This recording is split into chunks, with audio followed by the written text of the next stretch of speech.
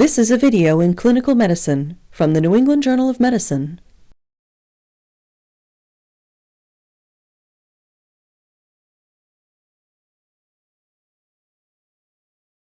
Infection associated with healthcare is the most common adverse event affecting hospitalized patients. Hand hygiene is the most important preventive measure against these infections, but compliance with this simple procedure among healthcare providers is often below 40%. Hand hygiene is an essential procedure for all healthcare providers. It serves 4 different purposes in the healthcare setting. Hand hygiene prevents nosocomial infection in patients and the cross-transmission of microorganisms between patients. Hand hygiene prevents contamination of the hospital environment with potential pathogens. Finally, it helps protect healthcare workers from occupational infectious diseases such as infection with the human immunodeficiency virus and hepatitis C virus. This video will demonstrate the various indications to perform hand hygiene as well as 2 different hand hygiene techniques: hand rubbing with an alcohol-based hand rub formulation and hand washing with soap and water. This video will also review hand hygiene equipment, the appropriate use of gloves, and policies on jewelry and fingernail hygiene. We will also review selected complications associated with hand hygiene and make suggestions about how to avoid them. Finally, we will comment on religious and cultural issues concerning hand hygiene. Hand hygiene to prepare for surgical procedures will not be addressed in this video. To perform adequate hand hygiene, you will need an alcohol-based hand rub formulation or soap, water, and drying agents such as disposable paper or cloth towels. Use alcohol-based hand rubs with proven antimicrobial efficacy. These usually contain 60 to 80% ethanol, isopropanol, or N-propanol, or a combination of these products. These hand rubs are supplemented with emollients to protect the skin. They are available as liquid solutions or gels, sprays, or foams. Containers with these products should be easily available, within arm's reach, either at the point of care, that is, within 3 feet of the most likely use, or should be carried in small bottles by healthcare providers for their own personal use. Soaps are detergents that can remove lipids and dirt. The antibacterial effect of soaps results from their capacity to dislodge bacteria from the skin when combined with the rinsing effect of running water. The indications for the use of hand hygiene by healthcare workers have been clearly defined by numerous organizations, including the Centers for Disease Control and Prevention and the World Health Organization. We will now review these indications. We will first review some of the basic principles of cross-transmission of microbial pathogens. The skin and mucous membranes of every human being are colonized by various microbial species. When hospitalized, patients gradually shed these microorganisms onto inanimate objects in their immediate surroundings, for example, onto bed linens, gowns, and bedside furniture. Hospitals contain a multitude of environments. Some of these, dubbed patient zones, consist of a patient and his or her immediate surroundings. As a result of contamination by both healthcare workers and patients, other areas of the healthcare setting, such as corridors and public areas, are also colonized with microorganisms, though to a lesser extent than patient rooms. Cross-transmission of potential pathogens from one environment to another occurs through healthcare workers' hands. Hand hygiene greatly reduces the risk of cross-transmission by this route. Healthcare workers must perform hand hygiene immediately before touching a patient or when entering a patient zone. This will prevent cross-transmission of microbes from one patient to another. The correct moment to perform hand hygiene before touching a patient is critical. Hand hygiene should be performed close to the site of care in order to avoid recontamination should your hands inadvertently come into contact with an object distant from the patient, the doorknob, for example. Perform hand hygiene between the last hand to serve as contact with an object located outside the patient zone and the first within the patient zone. You should also perform hand hygiene just after touching a patient and before touching any object located outside the patient zone. This will limit the risk of germ dissemination to the healthcare environment. Even if you did not touch the patient, perform hand hygiene after touching objects located in the vicinity of the patient. For example, perform hand hygiene after touching a monitor, bedside table, or bed rail, since these may also be contaminated by the patient's microbial flora. There are body regions that must be kept as free of microorganisms as possible. These include zones of impaired host defense, such as breaks in skin and mucous membranes, surgical wounds, for example, or sites of invasive device insertion, such as vascular or urinary catheters and endotracheal tubes. Microorganisms that colonize the healthcare worker's hands, the patient's skin, or immediate surroundings must not be introduced into these zones of lowered immune protection. For these reasons, perform hand hygiene immediately before touching non-intact skin and before manipulating invasive devices. This will prevent colonization, which may subsequently lead to infection. Examples of critical procedures include wound care, tracheal suctioning, removing the dressing of a central venous line, giving an injection, and lumbar puncture. Finally, hand hygiene helps to protect the healthcare worker. Some patient care activities may expose healthcare workers to potentially infectious pathogens. In consequence, perform hand hygiene after contact with body fluids, mucous membranes, non-intact skin, or wound dressings, even in the absence of visible soiling and even when gloves have been used. There are two recognized techniques for performing hand hygiene: hand rubbing with an alcohol-based formulation and hand washing with soap and water. To perform hand rubbing, apply a palmful of hand rub formulation to a cupped hand and rub your hands together to cover all surfaces. Then rub your hands again, palm to palm. To reach the dorsal interdigital area of your hand, rub the fingers of one hand over the dorsum of the other and interlace your fingers.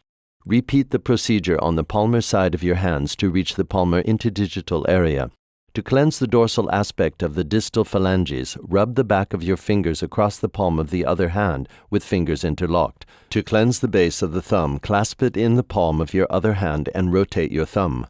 Finally, decontaminate the tip of your fingers and the subungual region by rotating them on the palm of the other hand. Once dry, your hands are safe and you are ready to work. The entire procedure should take you 20 to 30 seconds. To perform hand hygiene with soap and water, wet your hands with water and apply the amount of soap necessary to cover all surfaces. Avoid using hot water as it may increase the risk of dermatitis. Rub your hands vigorously to cover all surfaces. Then complete the hand washing procedure by following the steps previously described for the hand rubbing procedure.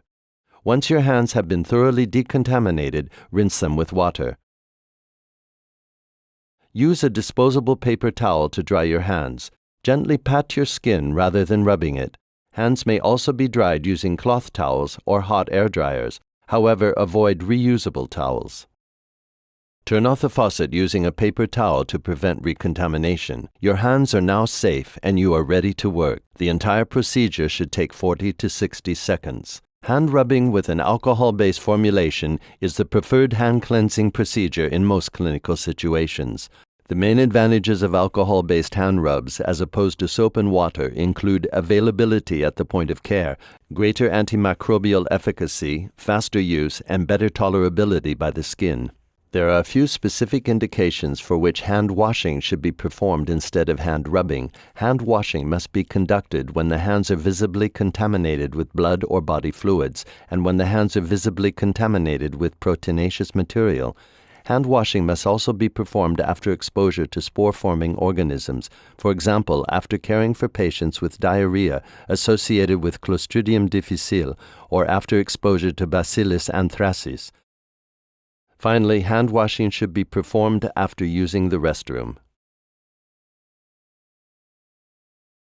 Gloves serve two different purposes. They prevent transmission of microorganisms from the healthcare worker's hands to the patient, and they reduce the risk of healthcare workers acquiring infections from patients. Sterile gloves are not necessary during routine patient care. Clean, non-sterile examination gloves must be worn during patient care activities that may involve exposure to potentially infectious material. This includes exposure to blood, body fluids, mucous membranes, and non-intact skin, and also manipulation of invasive devices close to their insertion site or when visibly soiled. Gloves must also be worn when caring for patients who are colonized or infected with pathogens transmitted by the contact route, for example, Clostridium difficile, methicillin-resistant Staphylococcus aureus, and vancomycin-resistant Enterococcus. Limit unnecessary use of gloves. For example, gloves are not indicated when taking a patient's temperature, placing oxygen cannula, or manipulating vascular lines in the absence of leakage. You must always perform hand hygiene after removing gloves, as the gloves may have defects and hand contamination may occur during removal.